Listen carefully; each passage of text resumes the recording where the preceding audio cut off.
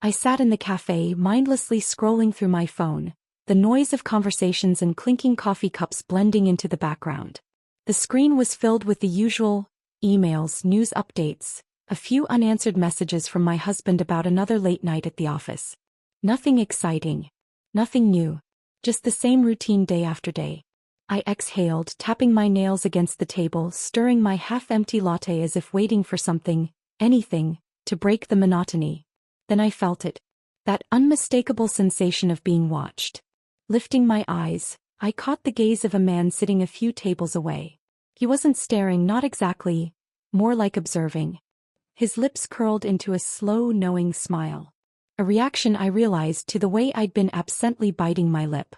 Embarrassment flickered through me, but I didn't look away. For a second, something inside me stirred, something unfamiliar yet intoxicating. A thrill, light but undeniable. I forced myself to break the moment, turning back to my phone, my heart beating just a little faster. It was nothing. A meaningless glance. I told myself that. But the feeling lingered as I left the cafe, stepping into the crisp evening air. That night, I lay in bed alone, listening to the distant hum of the city outside. The house was silent, empty in a way that settled deep in my chest. My husband's side of the bed remained cold, untouched. He texted me an hour ago, working late again. I told myself it didn't bother me, that this was just life. But as I stared at the ceiling, that man's knowing smile flashed in my mind. And for the first time in years I felt awake. The doorbell rang just as I was finishing my second cup of coffee. I wasn't expecting anyone, but when I opened the door, there he was. My husband's best friend, standing on the porch with that easygoing smile. "Heard you had a leaky faucet," he said, holding up a toolbox. I laughed, stepping aside to let him in. He'd always been around, like an extension of my husband, part of our life, our routine. But today something about him felt different.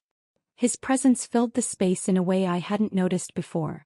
As he worked, we talked about everything and nothing. I made a joke and he laughed, his eyes lingering on mine just a second too long. It sent a flicker of warmth through me, unexpected and unsettling. Later that evening I went to the gym hoping to shake off the feeling, but as soon as I walked in I saw him, the man from the cafe. He smiled like we were sharing some unspoken secret. This time, instead of looking away, I let him approach. "Didn't take you for a gym person," he said. I laughed, and for the first time in years I felt like someone was actually seeing me. The room buzzed with conversation, glasses clinking, laughter rising over the music. My husband stood beside me, engaged in some work-related discussion, his hand resting lightly on my back. A familiar gesture that once made me feel secure but now felt absent-minded. Then I heard his voice. Smooth, confident. "Small world," he said, stepping closer. I turned and there he was, the man from the cafe, the gym. My stomach tightened. Before I could react, my husband grinned. "Didn't know you two had met," he said. "We work together sometimes." My throat went dry. He extended a hand, his fingers warm against mine, lingering just long enough to send a charge through my skin. As the night went on, we drifted, conversation pulling my husband away, leaving me alone at the bar. Then he was there beside me, his arm brushing mine.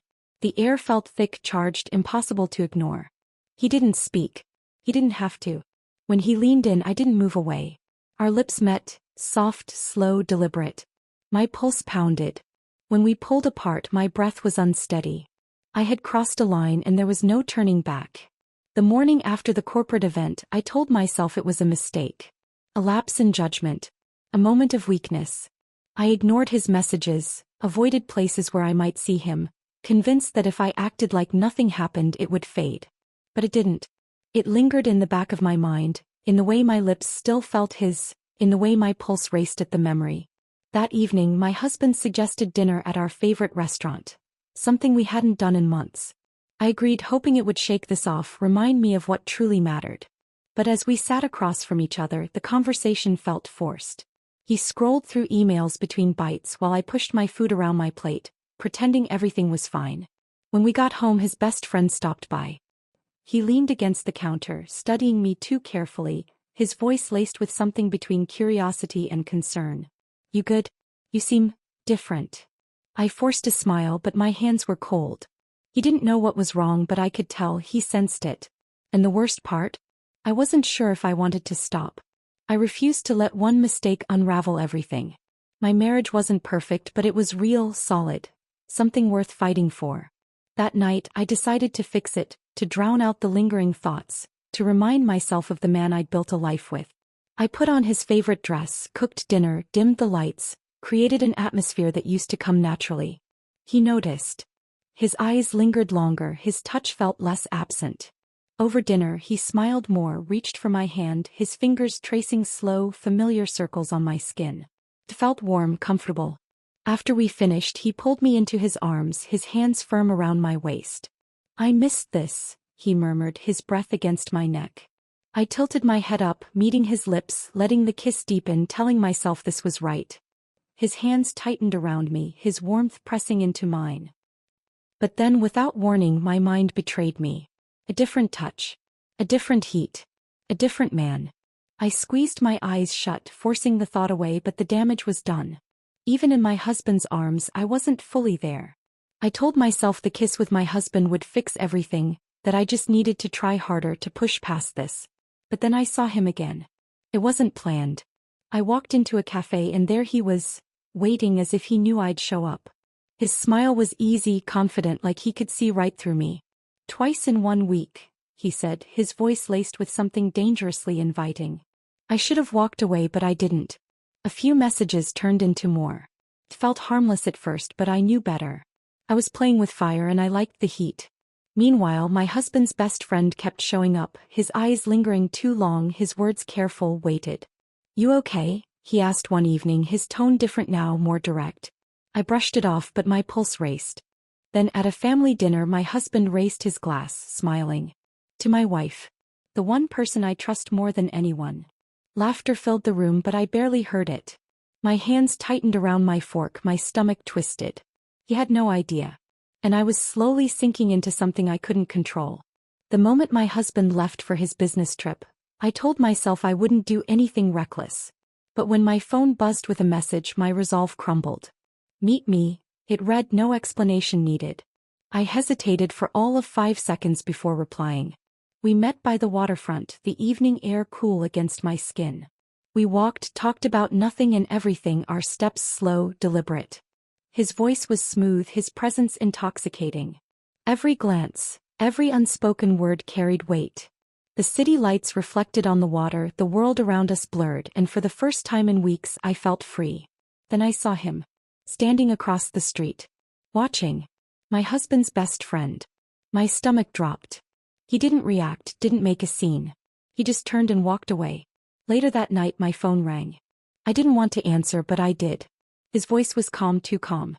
"You know what you're doing, right?" A pause, thick with judgment. "You at least understand what's at stake?" My fingers tightened around the phone. I wanted to lie, to pretend none of this was real. But for the first time I wasn't sure I could. I told myself it had to stop. I told myself I had control. But that was a lie, and deep down I knew it. The guilt was suffocating, yet the thrill was addictive. I spent the afternoon cleaning the house, trying to distract myself, scrubbing the countertops like I could erase my mistakes. By the time I finished, I was exhausted. The hot shower was a relief, washing away the sweat and tension clinging to my skin. For the first time in weeks I felt calm. Then my phone buzzed from the bathroom counter. I didn't have to check to know who it was. That night my husband came home earlier than expected. He brought flowers, set the table, pulled out a bottle of wine. "I wanted to surprise you," he said, smiling. But there was something else in his eyes. Something unreadable. Halfway through dinner he set his glass down, his voice too casual. "You know who called me today?" My stomach turned. Before I could answer, my phone vibrated. A name flashed across the screen. His name. My husband reached for it before I could react. The silence was suffocating. Then without a word he stood up, walked to the door and left. And just like that, everything was over. The house felt empty without him. No text messages. No calls. Just silence. He had left that night without a word, and now 3 days had passed. I couldn't sleep.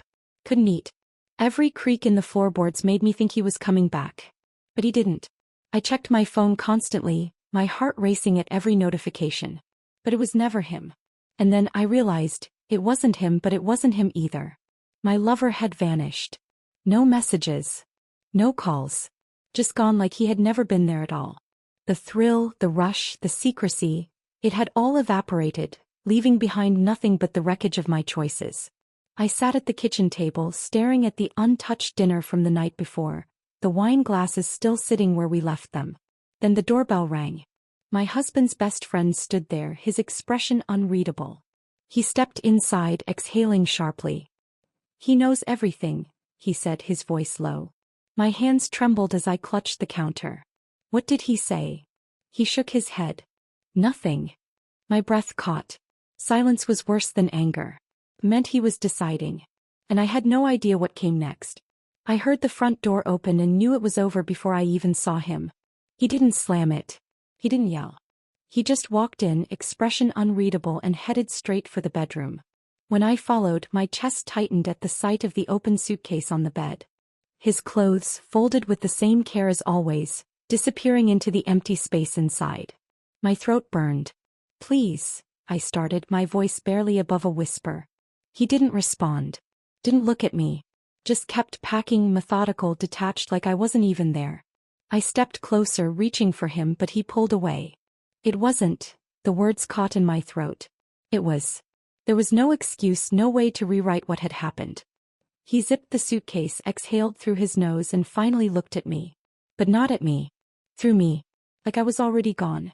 Without a word, he grabbed his things and walked to the door. I followed, panic rising, but he never stopped. The door opened. The door closed. And I was alone. Just me, the silence, and the wreckage of everything I had destroyed.